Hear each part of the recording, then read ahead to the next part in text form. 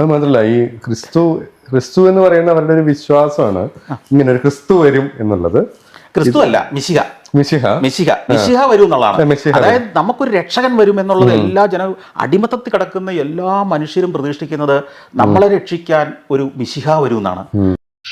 യോഹന്നാൻ അപ്പോസ്തലൻ എഴുതിയ സുവിശേഷം അതിൻ്റെ 4-ാമത്തെ അധ്യായത്തിൻ്റെ 25-ാമത്തെ വാക്യത്തിൽ അവിടെ ഈശോ മിശിഹ ശമരിയ സ്ത്രീയുമായിട്ട് സംസാരിക്കുന്നൊരു സന്ദർഭമാണ്.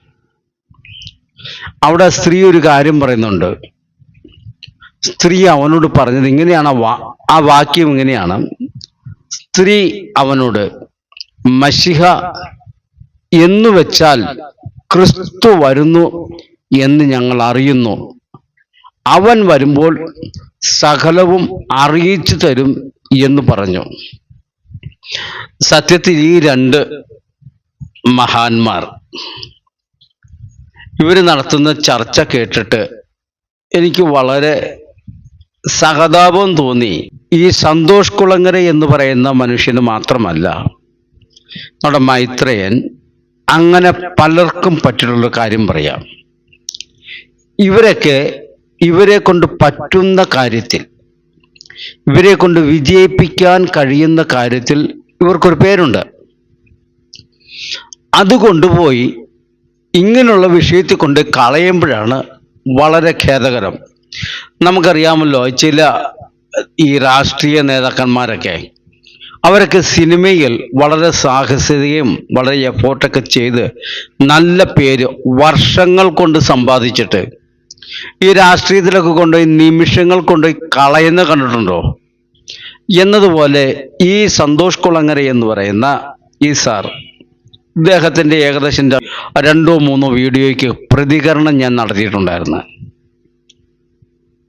ഞാൻ ചിന്തിച്ചു പോകുന്നു, ഇവരൊക്കെ ഇവരാൾ കഴിയുന്ന കാര്യങ്ങളാൽ വിജയിച്ച് ഇവർ പേരെടുത്തിട്ട് വിശുദ്ധ ബൈബിളും ക്രിസ്തു മാർഗവും എന്നുള്ള വിഷയത്തിലേക്ക് കൈകാര്യം ചെയ്യുമ്പോൾ ഇവർ അത് നേരെ ഈ പാമ്പും കോണും കളിക്കുന്ന കണ്ടിട്ടുണ്ടോ? ഇങ്ങനെ കട്ട കറക്കി കുലുക്കി കുത്തി ഓരോ നിങ്ങടെ കയറി 98 വരുമ്പോൾ അവിടുന്ന് വീണ്ടും 2 കിട്ടിയാൽ 100 ചെല്ലാം വിജയിക്കും. പക്ഷേ ഇവരൊക്കെ ഈ പാമ്പും കോണിയും കളിച്ച് 98 വരെ നല്ല പേരുണ്ടാക്കും. അടുത്ത കുലുങ്ങുമ്പോൾ ഇവർ ബൈബിൾ വിഷയമായിട്ട് എടുക്കണമെങ്കിൽ കൃത്യമായിട്ടും 99 വരും. അവിടുന്ന് പാമ്പ് വെട്ടി താഴെ 2 കൊണ്ടുവരും. എന്തിനാ ഇത്രയും ത്യാഗം സഹിച്ച് നല്ല സാഹസികതയൊക്കെ ചെയ്ത് പണം ചിലവഴിച്ച് സമയം ചിലവഴിച്ച് നല്ലൊരു പേരുണ്ടാക്കിയിട്ട് ഈ എടുത്താ പൊങ്ങില്ലാത്ത വിഷയമായിട്ട് വന്ന് ഈ സമൂഹത്തിന് മുന്നിൽ ഞാൻ ഇത്രയ്ക്കൊക്കെ ഉള്ളൂ എന്ന് കാണിക്കുന്നത് ശരിയാണോ?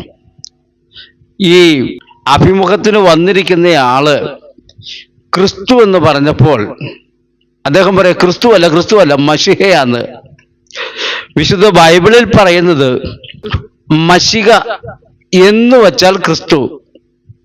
ബൈബിളോ സന്തോഷ് കുളങ്ങര എന്ന് പറയുന്ന മനുഷ്യൻ ബൈബിൾ ഉണ്ടെങ്കിൽ ഇല്ലെങ്കിൽ അടുത്ത വീട്ടിൽ നിന്നാണെങ്കിലും ഒരെണ്ണം എടുത്ത് വായിക്കുക. ഇത് വായിച്ച് ശീലമില്ലെന്നുള്ള അഭിമുഖം കണ്ടപ്പോൾ മനസ്സിലായി. ഇപ്പോൾ ഈ യോഹന്നാൻ എഴുതിയ സുവിശേഷത്തിന്റെ 4-ാം അധ്യായത്തിന്റെ 25-ാമത്തെ വാക്യം ഒന്ന് വായിക്കാം. അവിടെ ശമരിയസ്ത്രീ പറയുന്ന അങ്ങനെയാ: മശിഹ എന്ന് വെച്ചാൽ ക്രിസ്തു. ഇനി താങ്കൾ ഉദ്ദേശിച്ചത് ആരാന്ന് എനിക്കറിയില്ല. വിശുദ്ധ ബൈബിൾ പ്രഘോഷിക്കുന്ന ക്രിസ്തുവാണെങ്കിൽ അത് താൻ മശിഹ.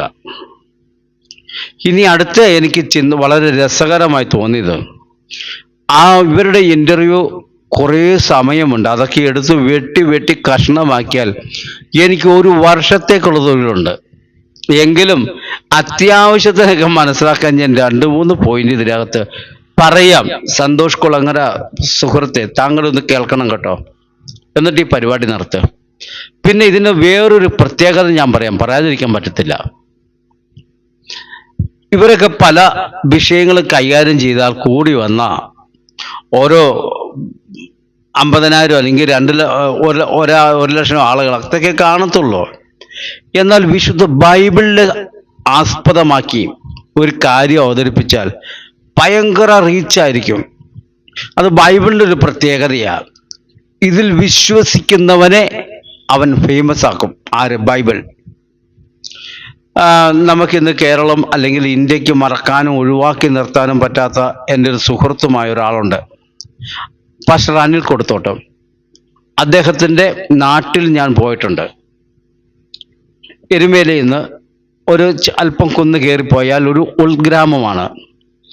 ആ മഹാനായ മനുഷ്യനെ ക്രൈസ്തവ ചരിത്രത്തിൽ ഒഴിവാക്കി നിർത്താൻ പറ്റാത്തൊരു നിലയിൽ ആയിത്തീർന്നു. അതിൻ്റെ അടിസ്ഥാനം വിശുദ്ധ ബൈബിളാ. ഇനി ബൈബിളിലേക്ക് നമ്മൾ തിരിഞ്ഞു നോക്കിയാൽ, പാടത്ത് പണി ചെയ്ത് ക്ഷീണിച്ച് കയറി വന്ന കുറേനക്കാരനായ ശീമോൻ ആ കർത്താവിൻ്റെ കുരിശൊന്ന് താങ്ങുവാൻ നിർബന്ധിതനായി. അല്പനേരം ചുമന്നതിൻ്റെ കാരണത്താൽ തൻ്റെ 2 മക്കളും അലക്സാണ്ടറും റൂഫോസും ലോക ചരിത്രത്തിൽ കുറിക്കൊള്ളുന്ന വിധത്തിൽ ഉയർത്തപ്പെട്ടു.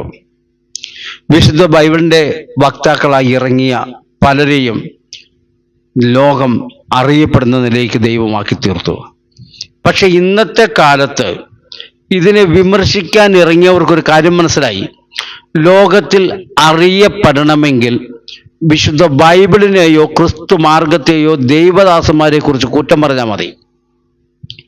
ഇപ്പം എൻ്റെ തന്നെയാണല്ലോ ഈ ചാനൽ, ഞാൻ 253 വീഡിയോ ഓൾറെഡി ചെയ്ത് കഴിഞ്ഞു. ഇതിന് വളരെ റീച്ചിങ് കുറവാണ്. എന്നെ ഇന്നലെ എൻ്റെ സുഹൃത്ത് വിളിച്ചിട്ട് പറയുമോ, 2 ചീത്ത പറയുക ഇതൊക്കെ കൂടെ, എന്നാൽ ലക്ഷങ്ങൾ ആളുകൾ ഷെയർ ചെയ്യുകയും ചെയ്യും, കാണുകയും ചെയ്യുന്നത് സത്യസന്ധമായ കാര്യം. പക്ഷെ നമ്മുടെ ഉദ്ദേശം അതല്ലല്ലോ. ഇത് ഇൻ്റർനെറ്റിൽ കിടന്നുള്ളത് അടുത്ത തലമുറ സത്യം അന്വേഷിക്കുമ്പോൾ ഇത് കണ്ടെത്തും, ഇത് വായിക്കും, അതിനുവേണ്ടി തന്നെ ഇടുന്നതാ. അപ്പോഴിവിടെ ഈ ഇൻ്റർവ്യൂ ചെയ്യുന്ന വ്യക്തിയുടെ ചോദ്യങ്ങളും തനിക്ക് ലഭിക്കുന്ന മറുപടിയും അതിൽ താൻ തൃപ്തനാകുന്നതും കണ്ടപ്പോൾ എൻ്റെ ചിന്ത ഏകദേശം ഒരു 4 പതിറ്റാണ്ടുകൾക്ക് അപ്പുറത്തേക്കൊന്ന് പോയി. എൻ്റെ അനുജന് ഏകദേശം 2 വയസ്സ് പ്രായമുള്ളപ്പോൾ, ഞങ്ങൾ തമ്മിൽ ഒത്തിരി വയസ്സിൻ്റെ വ്യത്യാസമുണ്ട്. ഈ 2 വയസ്സ് പ്രായമുള്ളപ്പോൾ എൻ്റെ കൂടെ എൻ്റെ പുറകെ ഇങ്ങനെ നടക്കും. പുള്ളി ഭയങ്കര സംശയത്തിൻ്റെ ആളാണ്. എന്ത് കണ്ടാലും ടി എന്നര ഇങ്ങനെ ചോദിക്കും, ടി എന്നര. എനിക്ക് വായി തോന്നുന്നൊരു പേര് പറയും. ചിലപ്പോൾ കൊണ്ടുവരുന്ന ഗ്ലാസ് ആണെങ്കിൽ മോനെ അത് ഗ്ലാസ് ആണെന്ന് പറയും. ചിലപ്പോൾ അവൻ സ്ക്രൂ ഡ്രൈവർ ആയിരിക്കും കൊണ്ടുവരുന്നത്. അവൻ ടി എന്നര ഇത് സ്ക്രൂ ഡ്രൈവറാ മോനെ, അവൻ സന്തോഷത്തോട് പോകും. ചിലപ്പോൾ അവൻ പ്ലെയർ കൊണ്ടുവരുമ്പോൾ ടി എന്നര ഞാൻ പറഞ്ഞൊരു ഡിപ്രിക്കിസ് എന്ന് അതിൻ്റെ പേരെന്ന് പറയും, അവൻ സന്തോഷത്തോടെ കൊണ്ട് പോകും. കുറച്ചു നേരം കഴിയുമ്പോൾ അവൻ ചെറിയൊരു സ്കൂട്ടർ എടുത്തിട്ട് ടി എന്നര ഞാൻ പറഞ്ഞത് മംഗോളി ബിക്സോ എന്ന് അതിൻ്റെ പേര്, അവനത് കേട്ടുകൊണ്ട് സന്തോഷിച്ചുകൊണ്ട് പോകും. അപ്പോൾ ഈ ചോദിക്കുന്നവന് ഇത് എന്താണെന്ന് അറിയണമെന്ന് വലിയ നിർബന്ധമൊന്നുമില്ല. എന്തെങ്കിലും ഒരു മറുപടി കിട്ടിയാൽ മതി. ആ മറുപടിയിൽ തൃപ്തനാകുക. എൻ്റെ പൊന്നു സ്നേഹിത, ഈ അഭിമുഖം നടത്തുന്ന ആളോട് പറയുക, നമ്മൾ ഒരു വിഷയത്തെക്കുറിച്ച് അഭിമുഖം നടത്താൻ പോകുമ്പോൾ ആ വിഷയത്തെക്കുറിച്ച് നമുക്കൊരു ഗ്രാഹ്യം ഉണ്ടായിരിക്കണം. കുറഞ്ഞ പക്ഷെ ഒരു തെറ്റിദ്ധാരണയെങ്കിലും ഉണ്ടാകണം, എന്നാലാണല്ലോ നന്നാക്കി പോരാൻ പറ്റുള്ളൂ. ഇത് ഒരു ധാരണയില്ലാതെ പോയി ഇൻ്റർവ്യൂ നടത്തി നിങ്ങളുടെ ലക്ഷ്യം എന്താ? നിങ്ങൾ ജനങ്ങളുടെ മുമ്പിൽ അറിയപ്പെടണം, അത്രയേ ഉള്ളൂ. ഇത് വിശുദ്ധ ബൈബിളിനെ കൊണ്ട് സാധിക്കും. പക്ഷെ ഒരു കാര്യമുണ്ട്, നമ്മുടെ യേശുവിനെ ക്രൂശിക്കുന്ന സമയത്ത് ഇടത്തും വലത്തുമായി 2 കള്ളന്മാരുണ്ടായിരുന്നു.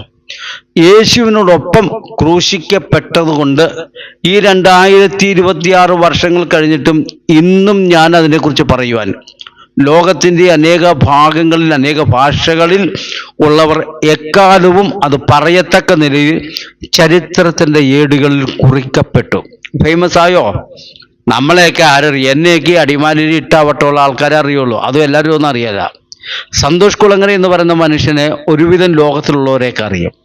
എന്നാൽ ഈ നിങ്ങളെക്കാൾ അധികമായിട്ടുള്ള ലോകത്തിൽ വിശുദ്ധ ബൈബിൾ എവിടെയെല്ലാം എത്തിയിട്ടുണ്ടോ അവിടെയെല്ലാം ഈ കള്ളന്മാരെ കുറിച്ചും അറിയപ്പെടും. അവർ ഫേമസ് ആയ കള്ളന്മാരാ.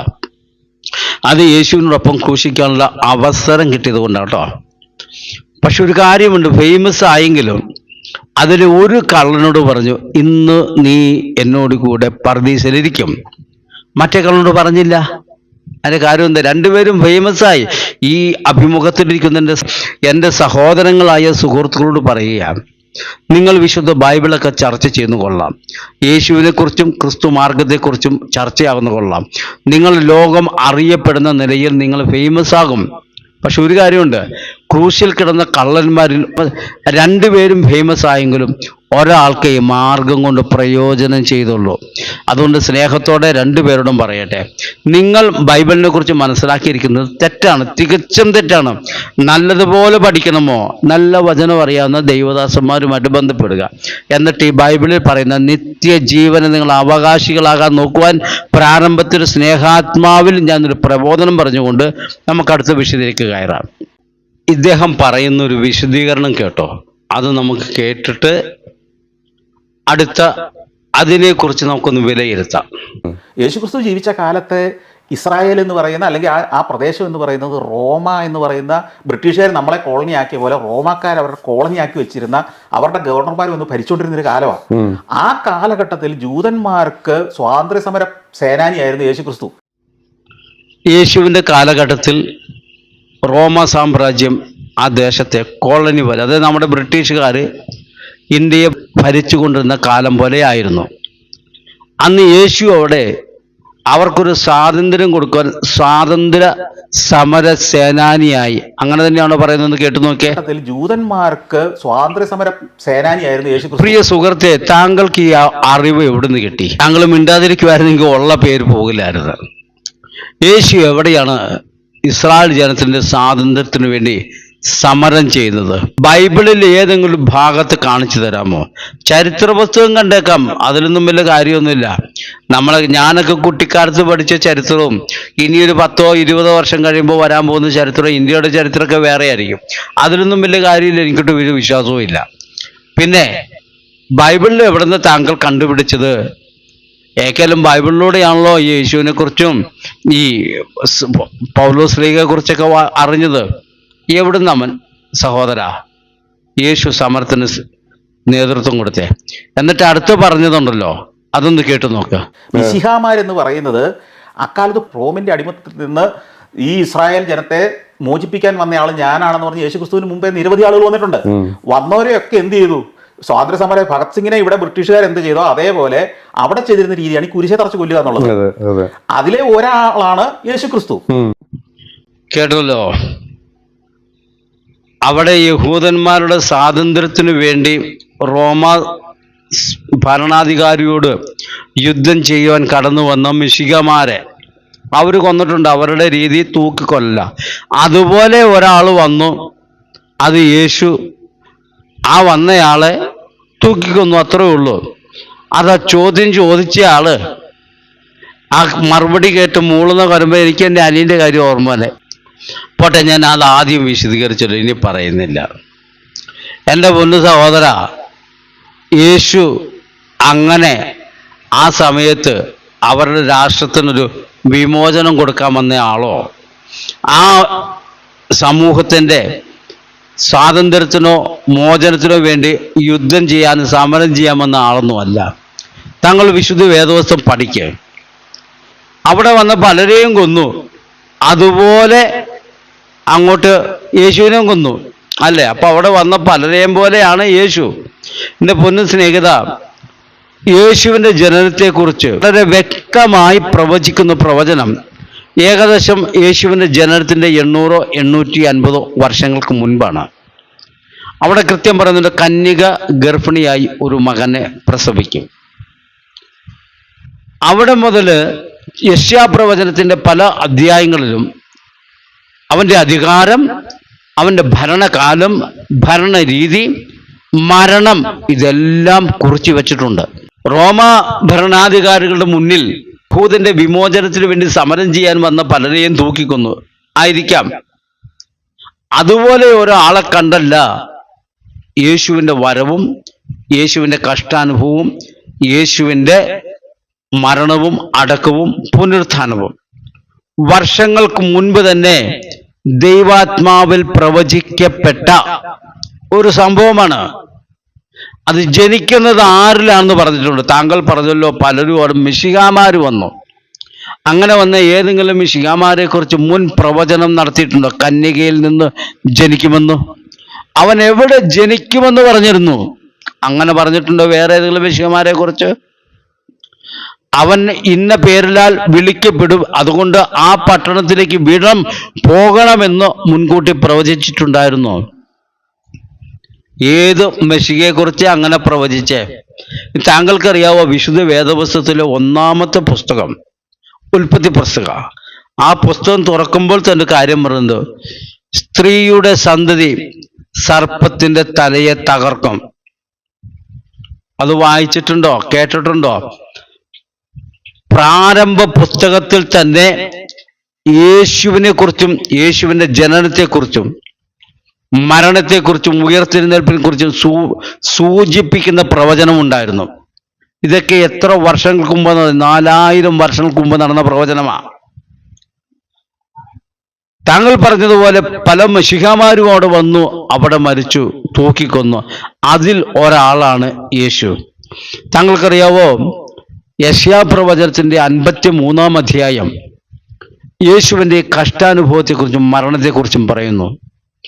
ക്രൂശിൽ മരിച്ച യേശുവിന്റെ ഒരു അസ്ഥി പോലും ഒടിക്കുവാൻ സമ്മതിക്കില്ല എന്ന് പതിറ്റാണ്ടുകൾക്ക് മുൻപേ പ്രവചിച്ച പ്രവചനം പോലെ തന്നെയായിരുന്നു മരണമെങ്കിൽ ബൈബിളിനെ കുറിച്ച് എന്തറിഞ്ഞിട്ടാണ് ഈ അഭിമുഖം നടത്തിയത്?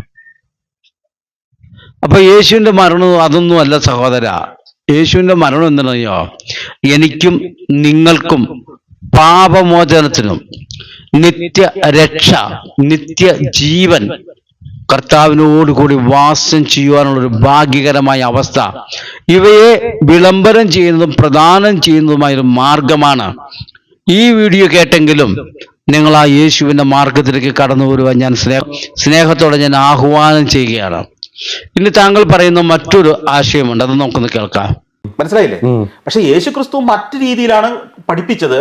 ശിഷ്യന്മാരെ സൃഷ്ടിക്കുകയും ആ ശിഷ്യന്മാരും സെയിന്റ് പോൾ എന്ന് പറയുന്ന വളരെ ക്രാന്തദർശിയായ ഒരു ബിസിനസ്സുകാരനായ ഒരു പണ്ഡിതനായ അല്ലെങ്കിൽ ഒരു ബുദ്ധിമാനായ ഒരാൾ പിന്നീട് വന്നപ്പോഴാണ് ഈ സഭ ഇന്നത്തെ രീതിയിലേക്ക് കെട്ടിപ്പടുക്കുകയും പെർഫെക്റ്റ് സിസ്റ്റം ഉണ്ടാക്കുകയും ചെയ്തത്. അതല്ലായിരുന്നു ചിലപ്പോൾ പണ്ടേ വിസ്മൃതിയിലായി പോയാൽ യേശുക്രിസ്തുവിന്റെ ഈ ട്രെയിനിങ് ഒക്കെ. കേട്ടോ, പൗലോസ് എന്ന് പറയുന്ന ഒരു ബിസിനസ്സുകാരൻ, വളരെ തന്ത്രശാലി, വളരെ അറിവുള്ള പണ്ഡിതനായ ഒരു മനുഷ്യൻ, പുള്ളിയാണ് ഇതിൻ്റെ സിസ്റ്റമൊക്കെ ഇങ്ങനെ ഉണ്ടാക്കി വെച്ചത്. അല്ലെങ്കിൽ പണ്ടേ ഇത് വിസ്മരിക്കപ്പെട്ടു പോകേണ്ട ഒരു മാർഗമായിരുന്നു ക്രിസ്തു മാർഗം. എൻ്റെ പൊന്നു സഹോദര, താങ്കൾക്ക് ഈ പ്രപഞ്ചത്തിലേക്ക് നോക്കിയിട്ട് ഇതിൻ്റെ പിന്നിൽ ഒരു സൃഷ്ടാവ് ഉണ്ടെന്നുള്ള കാര്യം താങ്കൾക്ക് മനസ്സിലാക്കുക. താങ്കൾ പണ്ടൊരു പറഞ്ഞല്ലോ വാഴയ്ക്ക, ഞാൻ എൻ്റെ മറുപടി ചെയ്തിട്ടുണ്ട്, എൻ്റെ ചാനലിൽ കിടപ്പുണ്ട്, സമയം കിട്ടുവാണെങ്കിൽ എടുത്തു നോക്ക്. മനുഷ്യന്റെ യുക്തിക്ക് പോലും ചിന്തിക്കാൻ കഴിയാത്ത സിദ്ധാന്തങ്ങൾ കൊണ്ടുവച്ച് എന്തൊക്കെയോ പറഞ്ഞ് വാരിക്കൂട്ടി ചിന്തിക്കാൻ കഴിവില്ല എന്ന് താങ്കൾക്ക് തോന്നിയ മനുഷ്യരുടെ മുൻപിൽ എന്തൊക്കെയോ വിളിച്ചു പറയുന്ന സമ്പ്രദായം. ഇവിടെ എന്താ പറഞ്ഞേ? പൗലോസ് ശ്ലീഹ വന്നിത് സിസ്റ്റമാറ്റിക് ആക്കിയില്ലായിരുന്നെങ്കിൽ ഇത് പണ്ടേ തകർന്നു പോകും. താങ്കളത് സമ്മതിച്ചോ? സമ്മതിച്ചെങ്കിൽ ഞാൻ രഹസ്യം പറയാം. ഈ മാർഗത്തെ നശിപ്പിക്കാൻ നടന്ന ഒരാളാണ് താങ്കൾ പറഞ്ഞ പൗലോസ് ശ്ലീഹ. മനസ്സിലായല്ലോ?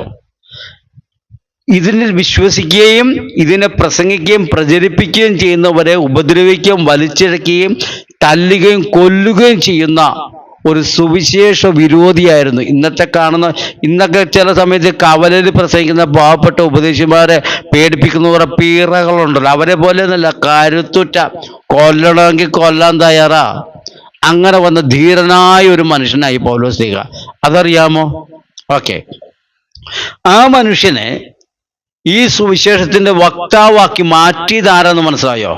പൈസ കൊടുത്തൊന്നുമല്ല, പൈസയുടെ ആവശ്യമേ ഇല്ല. ഇന്നൊക്കെ ചില വിവരദോഷികൾ പറയുന്നുണ്ടല്ലോ, പണ്ട് അത് കൊടുത്തും ഇത് കൊടുത്തും ഉപ്പുമാവ് കൊടുത്തും പാല് കൊടുത്തും ഒക്കെയാണ് ക്രിസ്തു മതത്തിലേക്ക് സ്വീകരിച്ചതെന്ന് അല്ലേ? അതൊക്കെ അറിവില്ലായ്മ പറയുന്ന, അതൊക്കെ നമ്മൾ ക്ഷമിച്ചേ പറ്റൂ, അതിനൊക്കെ മറുപടി കൊടുക്കേണ്ട ആവശ്യമില്ല.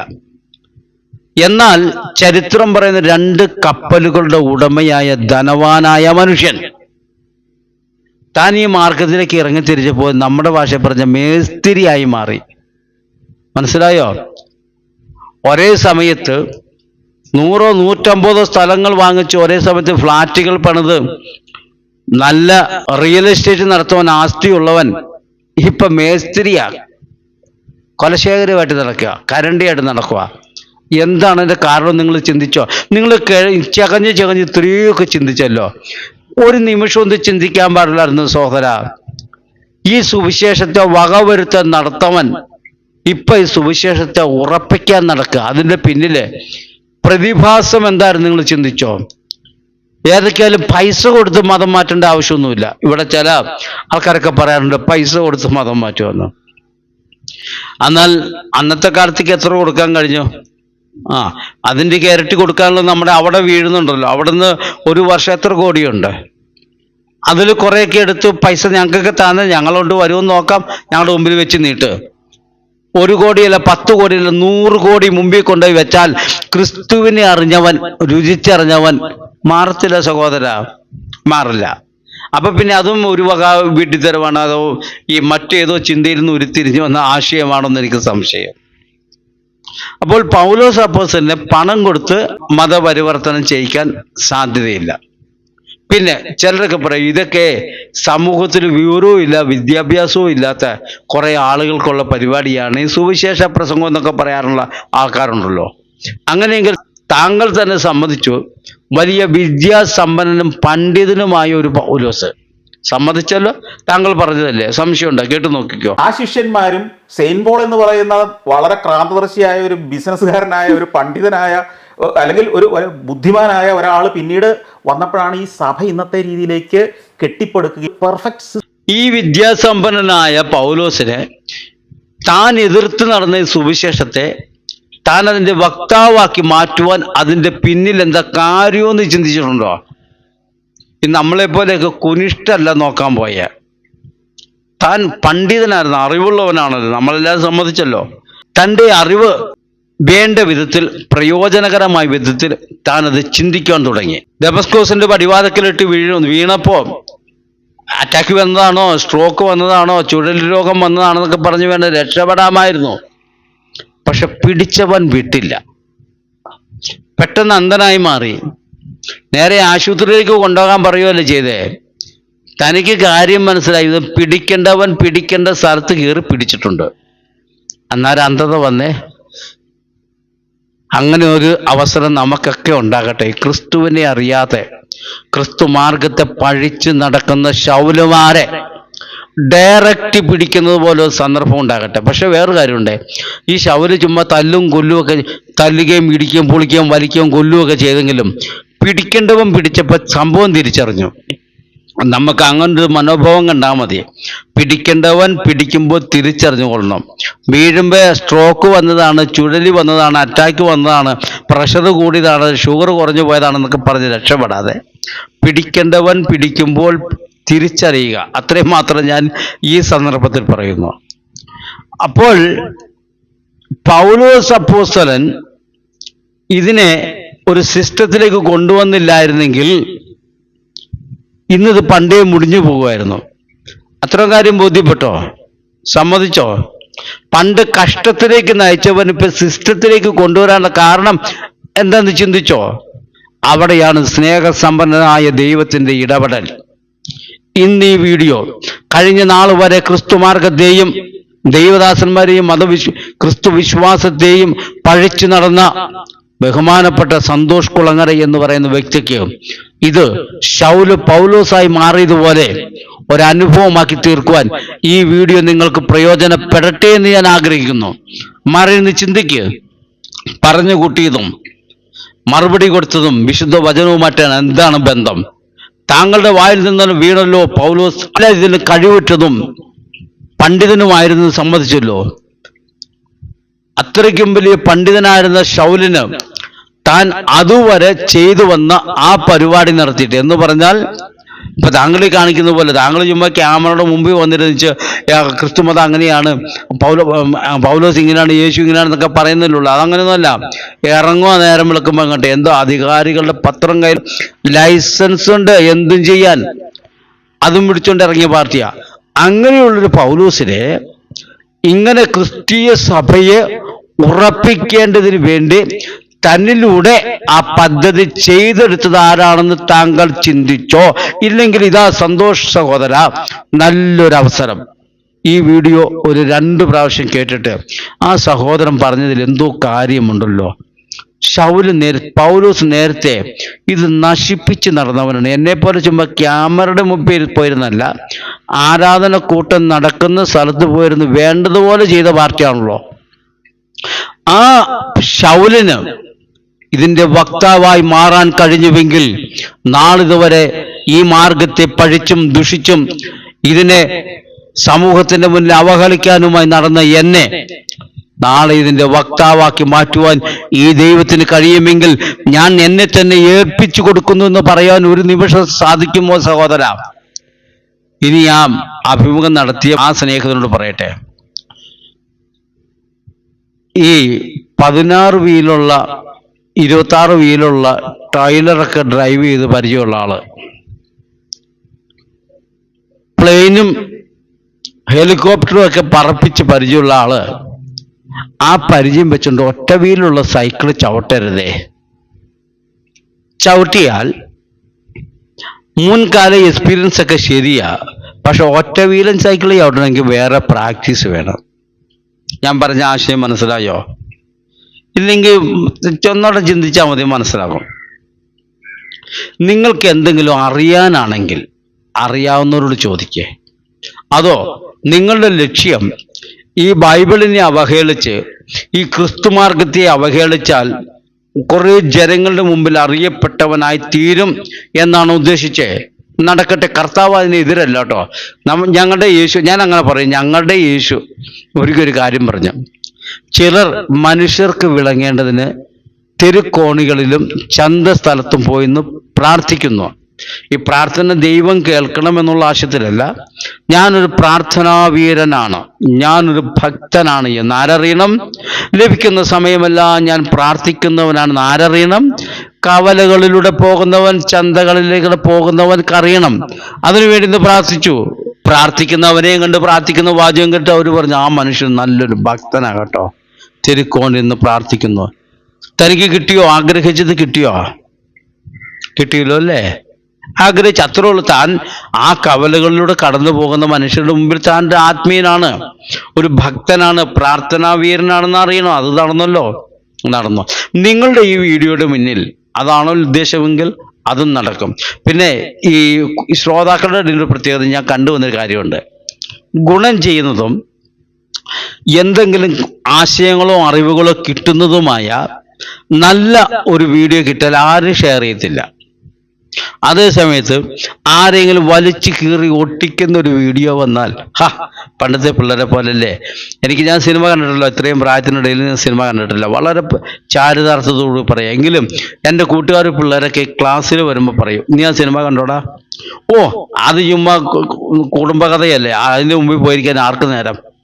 കുടുംബകഥയല്ലേ, അതിൻ്റെ മുന്നിൽ പോയിരിക്കാൻ ആർക്ക് നേരം? എടാ, ഇന്നലത്തെ സിനിമയിൽ ഭയങ്കര സ്റ്റണ്ടുണ്ടോ? ആ സ്റ്റണ്ടുണ്ടോ? എന്നൊന്ന് പോയിന്ന് കാണണം. സ്റ്റണ്ട് ഉണ്ടെങ്കിൽ കാണണം. ഇത് തന്നെയാ. ആർക്കിട്ടെങ്കിലും കൊട്ടുന്നുണ്ടോ? ആരെങ്കിലും വലിച്ചു കീറി തേച്ച് വെക്കുന്നുണ്ടോ? എന്നാൽ ഷെയർ ചെയ്യണം. അതുകൊണ്ട് ഇത് വിശ്വാസികളായിരിക്കുന്ന ആരെങ്കിലും ഇത് കേൾക്കുന്നുണ്ടെങ്കിൽ സ്നേഹത്തോട് പറയുക, അങ്ങനെയുള്ള വീഡിയോ ഷെയർ ചെയ്ത് നിർത്ത്. എന്നിട്ട് നല്ല വചനചിന്തകളും പഠനങ്ങളും നമ്മൾ വിശ്വാസം ഉറപ്പിക്കുന്നതുമായ നല്ല ആശയങ്ങളുടെ വീഡിയോ ഉണ്ടെങ്കിൽ അതൊന്ന് ഷെയർ ചെയ്ത് കൊടുക്കുക. നിങ്ങൾ സുവിശേഷത്തിൻ്റെ ഒരു ഭാഗവാക്കാകുക. കാരണം കർത്താവ് ആത്മാവിൽ പൗലോസ് അപ്പോസ്തലനും അതിനുശേഷമുള്ള അപ്പോസ്തലന്മാർക്കും ഗ്രഹിപ്പിച്ചു കൊടുത്ത വചനം അവർ എഴുതി വെച്ചു. ഇതിൻ്റെ ഉടമ കർത്താവ് അത് വെളിപ്പാടിലൂടെ കൊടുത്തു. അത് അപ്പോസ്തലന്മാർ എഴുതി വയ്ക്കുകയും പ്രചരിപ്പിക്കുകയും ചെയ്തിട്ട് നമ്മളെ ഏൽപ്പിച്ചു. ഇനി നമ്മൾ അത് പ്രചരിപ്പിക്കുമ്പോൾ നമ്മൾ സുവിശേഷത്തിൻ്റെ വക്താക്കൾ ആകുന്നുവെങ്കിൽ, ഒന്നും കൂടി പറയാം, പൗലോസ് അപ്പോസ്തലൻ തുടങ്ങിയുള്ള അപ്പോസ്തലന്മാർ ആത്മാവിൽ പ്രാപിച്ചത് പുസ്തക രൂപേണയാക്കിയിട്ട് നമ്മളുടെ കയ്യിൽ ലഭിക്കുകയും നമ്മളത് വായിച്ച് പ്രചരിപ്പിക്കുകയും ചെയ്യുന്നുവെങ്കിൽ, ഇതുപോലെയുള്ള സഹോദരന്മാർ ഈടുറ്റതും ഘനമുള്ളതും നമ്മൾ വിശ്വാസത്തെ ബലപ്പെടുത്തുന്നതും മറ്റുള്ളവരും അറിഞ്ഞിരിക്കേണ്ടതുമായ കാര്യങ്ങൾ വീഡിയോ രൂപത്തിൽ നിങ്ങളുടെ കയ്യിൽ വരുമ്പോൾ നിങ്ങൾക്ക് വേറെ എങ്ങും പോകേണ്ട, ഇരിക്കുന്ന ഇരിപ്പിൽ ആ ഷെയർ ബട്ടൺ അമർത്തിയാൽ മതി. മറ്റെങ്ങനെയല്ല, നമ്മൾ ഈ സുവിശേഷമായിട്ട് പട്ടണം കയറി വെയിലും മഴയും മഞ്ഞും എല്ലാം അനുഭവിച്ച് കടന്നു പോകണം. ഇതങ്ങനെയൊന്നും വേണ്ട. ചുമ്മാ ഒന്ന് ആ ഷെയർ ബട്ടൺ പിടിച്ച് ഒന്ന് ഞെക്കിയാൽ 100 പേരറിഞ്ഞാൽ, വേണ്ട ഒരു 10 പേരറിഞ്ഞാൽ നിങ്ങൾക്ക് അതിൻ്റെ ഒരു പ്രതിഫലമുണ്ട്. യൂട്യൂബിൽ നിന്ന് പണം കിട്ടുന്ന കാര്യമല്ല കേട്ടോ ഞാൻ പറഞ്ഞേ. അവൻ്റെ സത്യമായ വചനം പ്രചരിപ്പിക്കുവാൻ പങ്കുകൊണ്ടതിൽ ദൈവം മനസ്സറിഞ്ഞ് ഒരു പ്രതിഫലം തരും. അപ്പോൾ ഇവിടെ ചോദിച്ച വ്യക്തിയോടൊന്ന് പറയട്ടെ, നിങ്ങൾക്ക് ലഭിച്ച മറുപടിയിൽ നിങ്ങൾ തൃപ്തനായി. പക്ഷെ ഞങ്ങൾ തൃപ്തരാകുമല്ലേ? ഈ മനുഷ്യൻ ഒരിക്കലെങ്കിലും ബൈബിൾ വായിച്ചിട്ടാണ് ഈ സന്തോഷം എന്ന് പറയുന്ന സഹോദരനോട് ചോദിച്ചെങ്കിൽ ആ മറുപടി ഒന്നും കേട്ടും തൃപ്തിപ്പെടില്ല. സന്തോഷം എന്ന് പറയുന്ന സ്നേഹിതൻ പറയുക, ക്രിസ്തുവല്ല മിശിക. എന്നിട്ട് പുള്ളി ചോദിച്ച ആൾ തൃപ്തനായി, സന്തോഷമായി. എൻ്റെ സ്നേഹിത, താങ്കൾ ബൈബിൾ വായിച്ചിട്ടുണ്ടോ? ഞാൻ എടുത്തു വായിച്ച വാക്യമുണ്ട്, ഇതൊന്നും കൂടി കണ്ടോ വാക്യം. അവിടെ മശിക എന്ന് വെച്ചാൽ ക്രിസ്തു എന്ന് പറഞ്ഞാൽ, മശിക എന്ന് പറഞ്ഞാൽ ക്രിസ്തുവാണ്, ക്രിസ്തു എന്ന് പറഞ്ഞാൽ മശികയാണ്. ഇവരുടെ ഈ സംഭാഷണം ഒത്തിരി സമയമുണ്ട്. ഞാൻ അതൊന്ന് മറുപടി തരാൻ പോയാൽ എനിക്ക് തോന്നുന്നു ഒരു മാസം ഇരുന്ന് ചെയ്യാനുള്ള വീഡിയോയുണ്ട്. അത്യാവശ്യം കാര്യം മനസ്സിലായല്ലോ.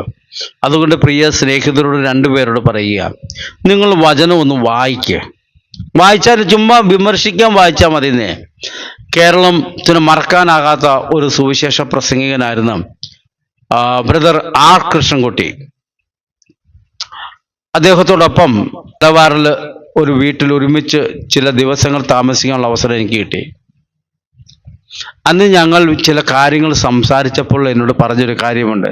എന്നോട് മാത്രമല്ല, ഞങ്ങളുടെ സഹോദരങ്ങളുണ്ടായിരുന്നു, ഞങ്ങളുടെ ടീമായിട്ട് എല്ലാവരും ഉണ്ടായിരുന്നു. ഞാൻ ഈ ഉപദേശിമാരോട് ചോദ്യം ചോദിക്കുന്നത് എനിക്ക് വലിയ ഇഷ്ടമായിരുന്നു. കവലെ പ്രസംഗിക്കാൻ വരുന്ന ഉപദേശിമാരോട് കുനിഷ്ഠ ചോദ്യങ്ങൾ ചോദിക്കും. അപ്പോൾ അവർ കിടന്ന് ഇങ്ങനെ പപ്പപ്പ അടിക്കുന്നതും വട്ടം കറങ്ങുന്നതൊക്കെ കണ്ട് രസിക്കുക എന്നുള്ള സ്വഭാവമായിരുന്നു അദ്ദേഹത്തിനുണ്ടായിരുന്നത്. അവിടുത്തെ കൂട്ടുകാർക്കുമൊക്കെ കൃഷ്ണൻകുട്ടി ചോദ്യം ചോദിക്കുന്നത് കേട്ട് കഴിഞ്ഞാൽ ആൾക്കാരൊക്കെ ഓടിക്കൂടും. അദ്ദേഹം പറഞ്ഞ കാര്യമാണ്. ഒരു ദിവസം ഉപദേശിയോട് ചോദ്യം ചോദിച്ചു. ഉപദേശി അതിന് മറുപടി പറഞ്ഞ സഹോദരൻ, ഈ ചോദ്യത്തിനകത്തൊരു അല്പം തെറ്റുണ്ട്. അതുകൊണ്ട് സഹോദരൻ ഏതൊക്കെയാലും ചോദിക്കാൻ ഇറങ്ങില്ലേ, ബൈബിൾ ഒന്ന് വായിച്ചിട്ട് ചോദിക്കാൻ പറഞ്ഞു. അന്ന് കൃഷ്ണൻകുട്ടി സാറിന് ഒരു വെല്ലുവിളിയായി മാറി. അദ്ദേഹം പോയി ഉൽപ്പത്തി മുതൽ അങ്ങോട്ട് വായിക്കാൻ തുടങ്ങി. ഒരു പ്രാവശ്യം വായിച്ചു, കിട്ടിയ കുനിഷ്ഠ ചോദ്യങ്ങളെല്ലാം കുറിച്ച് വെച്ചു. 2ാമത്തെ പ്രാവശ്യം വായിച്ചു, കുറിച്ച് വെച്ചു. 3ാമത്തെ പ്രാവശ്യം വായിച്ചു. 4ാമത്തെ പ്രാവശ്യമായപ്പോൾ എനിക്ക് തോന്നുന്നു താൻ പറഞ്ഞത് ഓർമ്മയിലുണ്ടെങ്കിൽ ഒരു 10-30 വർഷം മുമ്പ് പറഞ്ഞതാണ്. റോമാലേഖനത്തിൽ നാം തോന്നുന്നു, താൻ ഒരു വാക്യം വായിച്ചപ്പോൾ തന്നിൽ ഒരു ചലനമുണ്ടായി. അന്ന് കുനിഷ്ഠായി കണ്ടുപിടിച്ച ചോദ്യങ്ങളെല്ലാം മാറ്റിവെച്ചിട്ട് ബൈബിൾ വചനത്തിലെ ജീവിപ്പിക്കുന്ന വചനവും അതിലുള്ള അടങ്ങിയിരിക്കുന്ന ദൈവശക്തിയും താൻ രുചിച്ചറിയാനിടയെ തീർന്നു. അതുകൊണ്ട് എന്നിട്ട് താൻ ക്രൈസ്തവ ചരിത്രത്തിൽ മാറ്റി നിർത്താൻ കഴിയാത്ത വണ്ണം അറിവും പാണ്ഡിത്യമുള്ള, എൻ്റെ ഓർമ്മയിൽ ഇതേപോലെ പ്രാസമൊപ്പിച്ച് വചനം പ്രസംഗിപ്പിച്ച് കേൾക്കുന്നവർ ഇരുന്ന് കേട്ടുപോകും, അത്രയ്ക്കും അറിവുണ്ടായിരുന്ന ബഹുമാനപ്പെട്ട ആർ കൃഷ്ണൻകുട്ടി എന്ന ഒരു മഹത് വ്യക്തിയാക്കി മാറ്റിയത് അന്നത്തെ ഒരു വാശിയോടുകൂടിയുള്ള വചന വായനയായിരുന്നു.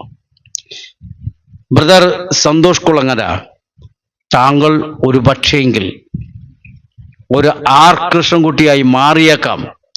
കുനിഷ്ഠ ചോദിക്കാൻ വേണ്ടി എങ്കിലും വായിക്കാമോ ഒരു 2 ആവർത്തി?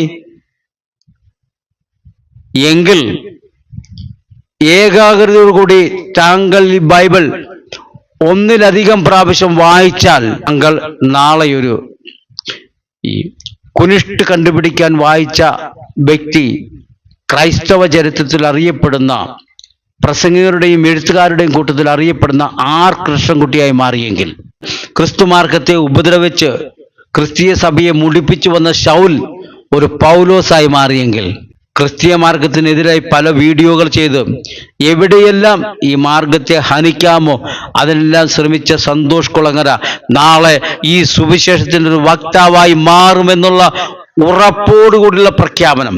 എങ്ങനെ? താങ്കൾ ഈ ബൈബിൾ ഒന്ന് ശ്രദ്ധയോടെ ഏകാഗ്രതയോടെ ഒന്ന് വായിച്ചാൽ ഓഫ് കോഴ്സ് താങ്കൾ അത് മാറുമെന്ന് ഞാൻ ഉറക്കെ പറഞ്ഞുകൊണ്ട് ഞാൻ എൻ്റെ ശ്രോതാക്കളോട് പറയുന്നു, നമുക്ക് വീണ്ടും കൂടിക്കാണാം പുതിയ വചനചിന്തകളുമായി. ദൈവം നമ്മെ അനുഗ്രഹിക്കുമാറാകട്ടെ.